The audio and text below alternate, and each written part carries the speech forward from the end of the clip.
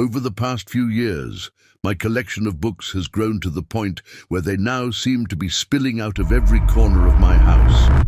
Now, instead of simply discarding them, I've come up with a far more creative and exciting solution.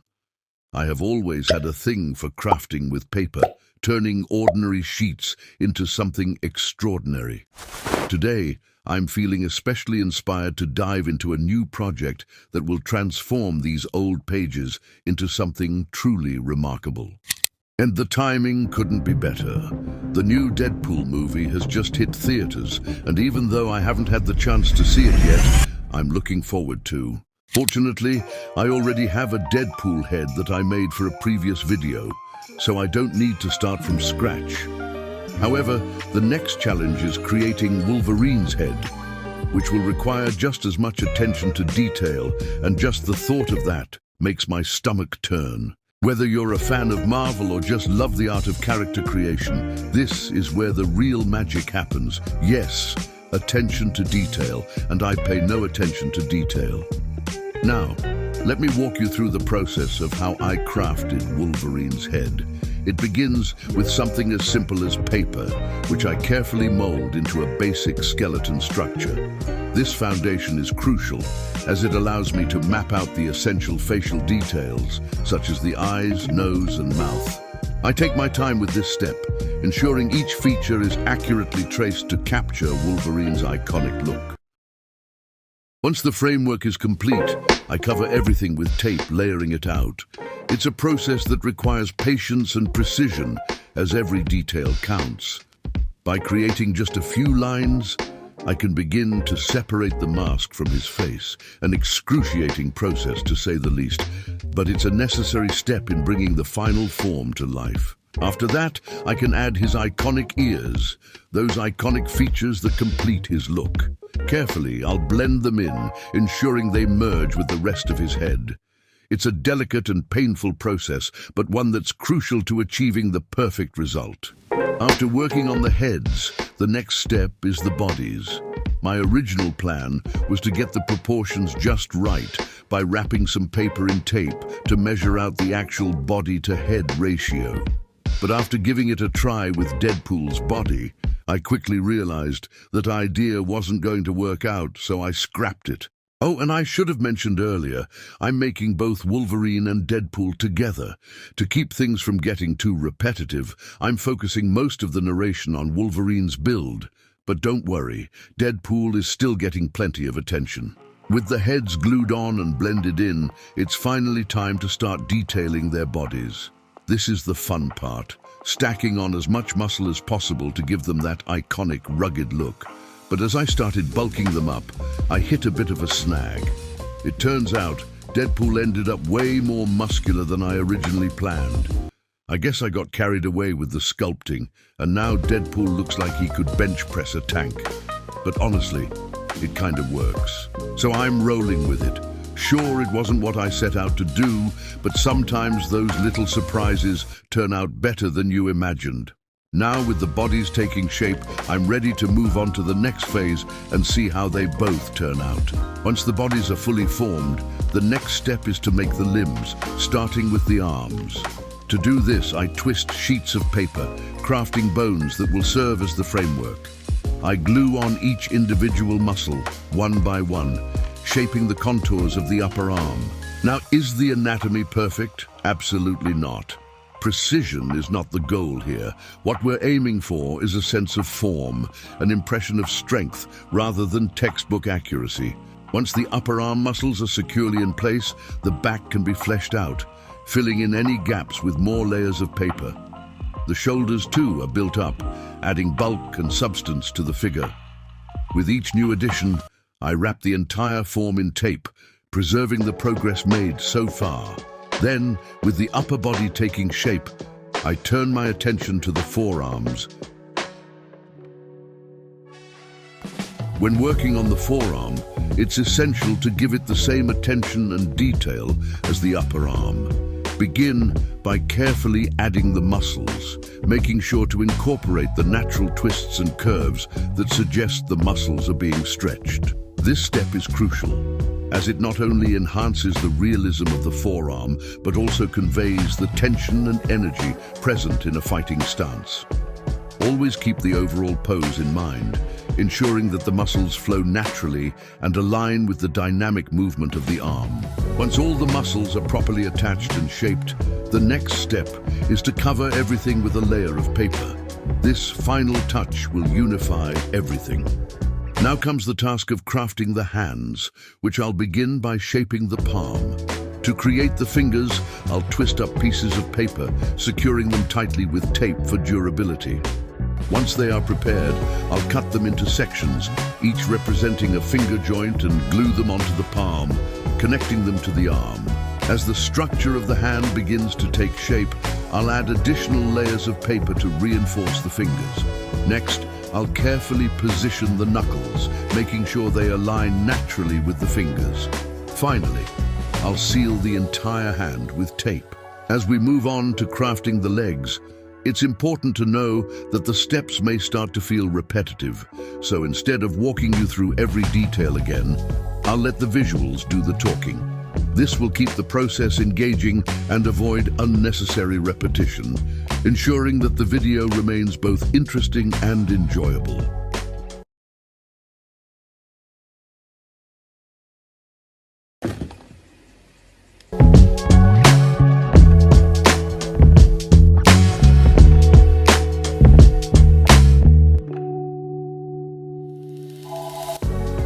Before proceeding to the lower legs, let's focus on refining some key outfit details. I'll start by carefully wrapping strips of tape around Wolverine's waist and upper thighs. These pieces of tape will be strategically placed and shaped, forming the base of his shorts. Once everything is positioned, I'll blend the edges in, ensuring a natural look. With careful precision, I begin twisting more paper, tightly wrapping it in tape to form the skeletal structure. Each new piece is glued onto the upper leg, considering the dynamic tension of their fighting stance. As I work, I focus on capturing the energy and movement in every angle. Once the structure of the upper leg is in place, I proceed to cover the remaining muscle areas with tape, reinforcing the form. Next, I shift my attention to the knee, crafting and attaching it so that it integrates with the rest of the leg, ensuring everything is unified. Then I can move on to make their feet. First, I'll carefully cut out the shape of the feet from paper. Once the paper feet are attached, I'll add the ankles to create a more realistic base. With that done, the foundation is set, and I can move on to crafting the boots. To do this, I'll cut pieces of tape into precise shapes, which I can then layer and blend onto the base. This process will allow me to recreate Wolverine's iconic boots with detail. Now, crafting Deadpool's boots is no small task, especially given their intricate design. So, rather than aiming for complete accuracy, I focus on creating something that captures the details of the original while adding my own few touches. And once the foundational structure of the boots is finished, I move on to constructing the shin guards, attaching them with glue, and securing everything in place with straps for added support. And now that the boots are done, it's time to shift focus to the rest of the suit. Begin by attaching a thin strip of paper to Deadpool's figure, securing it with glue. This small detail will play an important role in adding texture and depth later on, especially when it comes to painting and refining the final look. Stay tuned, as every step counts in bringing this character to life. To keep things moving and make this part more engaging, I'll speed it up a bit. First, I add some carefully placed details to make the design more visually appealing, giving the eyes plenty to explore. From there, I jump right into creating the belt. I twist up some paper, wrap it in tape, and cut it to the right length before gluing it around the waist. Once that's in place, I add the character's iconic symbol to the belt for a finishing touch. Next, I attach straps to the thighs and craft holsters out of cut tape.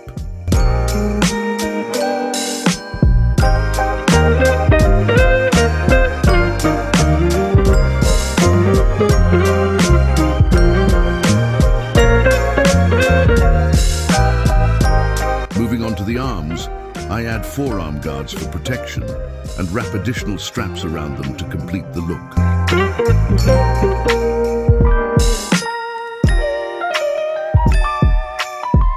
To give his look more character and make him even more eye-catching, I'm going to load up his belt and strap with all sorts of interesting bags and pouches. Not only will it give him a rugged, adventurous vibe, but it'll also make people wonder what's inside each one. It's about sparking curiosity and giving his entire look a sense of purpose and mystery. That stage is complete, so it's time to move on to one of the most exciting parts, weapon crafting. First up, I'll be focusing on creating some scabbards to house his knives.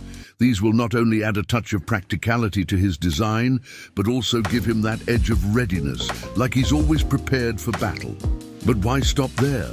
I'll craft 2 more finely detailed knives, which will find their way into his hands, giving him a dynamic, action-ready pose.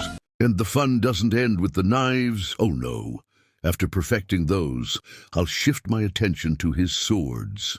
First, I'll wrap the paper in tape, creating a sturdy surface I can cut into. Once that's done, I'll carefully trim it to fit perfectly. After that, the 2 scabbards will be glued securely to the back, becoming the foundation of this mini masterpiece. It's almost like building with Lego bricks. The pieces just click together, each step bringing me closer to the final product.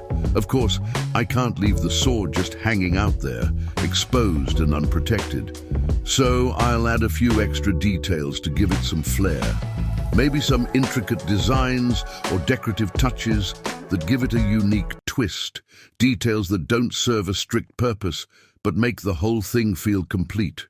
With Deadpool officially in the rearview mirror, it's time to focus on the next legend, the one and only Wolverine. So, here we go, Wolverine's belt, that iconic X symbol. I start by wrapping tape tightly around his waist, securing everything in place. Once it's snug, I cut out a piece for his belt buckle, giving it that unmistakable X-Men emblem. It gets glued on right in the center, and just like that, Wolverine's got the symbol of mutant pride right where it belongs. Now gloves. You can't have Wolverine without those sharp, ready-for-action gauntlets. I grab some slender strips of paper, wrapping them around his forearms to form the base of the gloves. Once the paper's molded in place, I smooth out the edges to blend everything in, making it seamless. The gloves are almost done, but we can't stop there. I start adding intricate little designs, nothing too specific, but enough to give them a bit of personality. Next, it's time to tackle those huge, unmistakable shoulder pads. Wolverine's a tank of a character, so these pads need to reflect his strength. I take some paper and shape them into pads, nothing fancy. I mold and shape the pads so they sit perfectly on his shoulders, making sure they're snug and solid. His silhouette's really starting to come together now. But I'm not done yet. Those signature stripes Wolverine's known for. Ooh, they're coming up next. I grab some extra thin tape, cut it into perfect stripe shapes, and carefully position them along his shoulders and down his sides. And now, the moment every Wolverine fan waits for, his claws. The claws have to be just right. They need to be long, strong, and look like they could shred through anything. I decide to fold up paper, layer by layer, to give it both strength and slenderness. Once it's folded up nice and tight, I cut them into the perfect claw shapes. I carefully cut open his fists and slide the claws in, jamming them through like they're ready to spring out at any second. And now I can officially say Wolverine is complete. So it's time to get started on the base. Now, if you've seen any of my previous videos, and let's be honest, you probably haven't, I have to admit bases aren't exactly my strong suit. But this time, I'm determined to be a bit more creative. No more plain, boring bases. We're stepping things up a notch. The plan: I'm going to stack up layers of XPS foam to create a solid foundation. When they're all glued together, the result will be sturdy enough to stand on. Seriously, you could probably balance a small elephant on this thing. though I don't recommend testing that theory. Once the foam is bonded nice and tight, I'll poke some holes in it and twist in pieces of paper. This little trick helps to reinforce the structure even more, making sure everything stays super stable. Now for the texture, I want to give this base a wooden board look. Here's how I'm doing it. I'll start by carving in some bigger lines, the kind you'd see on old weathered planks. Once those are in place, I'll go back and add smaller, finer lines to really nail that realistic wood grain vibe. It's all about those little details. Once the base is done, I'll glue on both of the protagonists. Oh, and one more thing.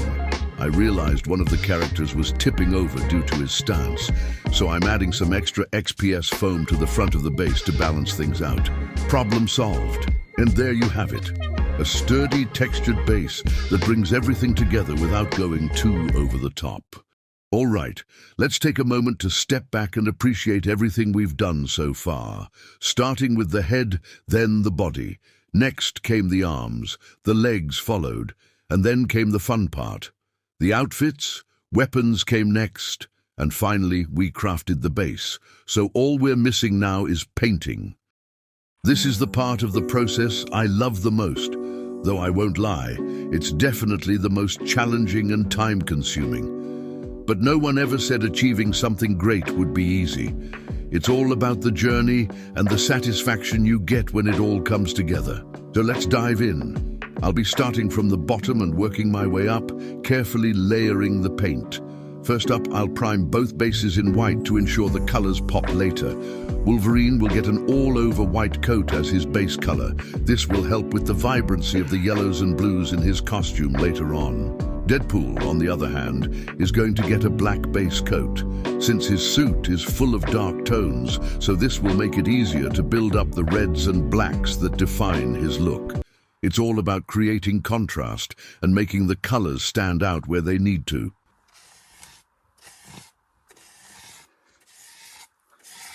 I may not be Leonardo da Vinci, but painting wood can't be that hard, right? It's all about layering and finding the right tones. So I started with a lighter shade of brown, laying down a smooth base. Once that's set, I mix in darker shades, a bit of water here and there, letting the paint settle into the natural grooves of the wood. This technique gives the surface that beautiful, aged, worn-out look that wood gets over time. I start by adding a dark, rich yellow to his thighs, torso, and some areas of his head, setting the foundation for the iconic suit. Initially, I'll admit, the yellow was too bright, so I had to dial it back a bit with a deeper, more grounded shade. Now that I've got the perfect balance, I can hit it with an even brighter yellow on the edges and highlights. This is where my secret weapon, my curse technique, comes into play. Texture. Once the yellow is just right, I move on to the rest of the suit, switching to a deep, glossy black. It's this slow dance between light and dark, texture and smoothness, that brings the whole thing together.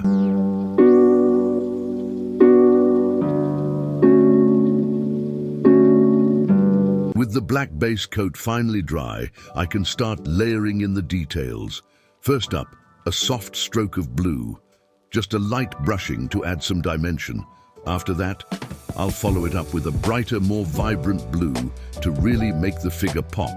For the belt, a bold red. It'll stand out against the darker tones and add a punch of color. Now for the iconic X symbol, black felt like the natural choice, keeping it sleek and powerful. But around that X, why not a bit of flair? I'm going for a rich gold to create a striking contrast. After all, a little touch of gold never hurt anyone, right? Next up are the blades. I wanted them to have a sharp, metallic feel, so silver it is. Now let's talk about his exposed arms.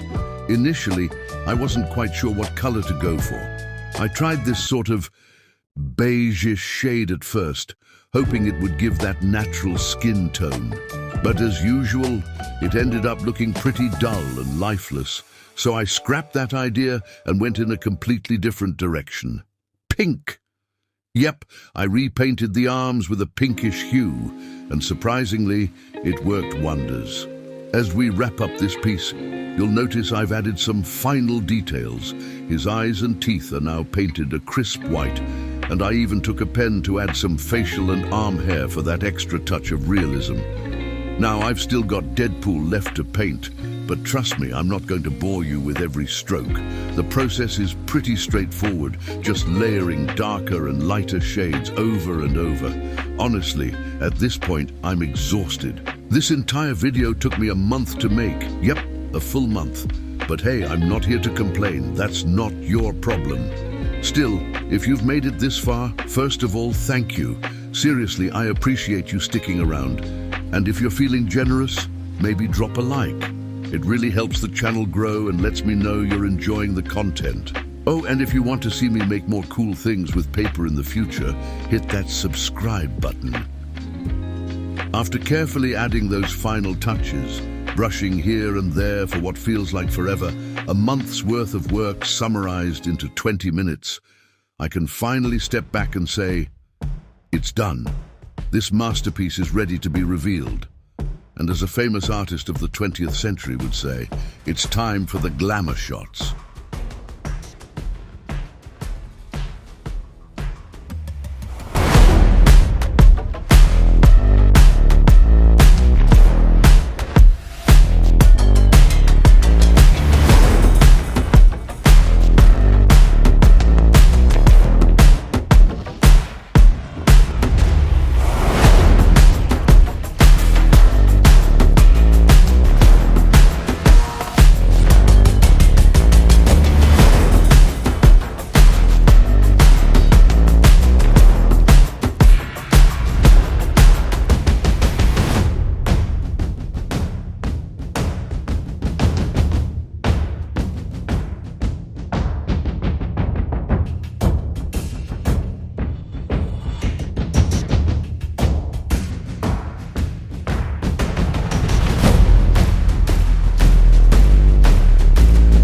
Alright, that's a wrap. I really hope you enjoyed watching this video as much as I enjoyed making it. If you did, don't forget to show some love by hitting that like button. It really helps me out. And hey, if you're new here or haven't already, make sure to subscribe and join our awesome community. I've got some really exciting content lined up for the future that you won't want to miss, so stay tuned for that. Also, I'd love to hear from you. Drop a comment below and let me know what you'd like to see me create next. Your feedback and ideas always inspire me, and who knows, your suggestion might be the star of my next video. Thanks so much for hanging out, and until next time, take care, stay awesome, and I'll catch you in the next one. Cheers.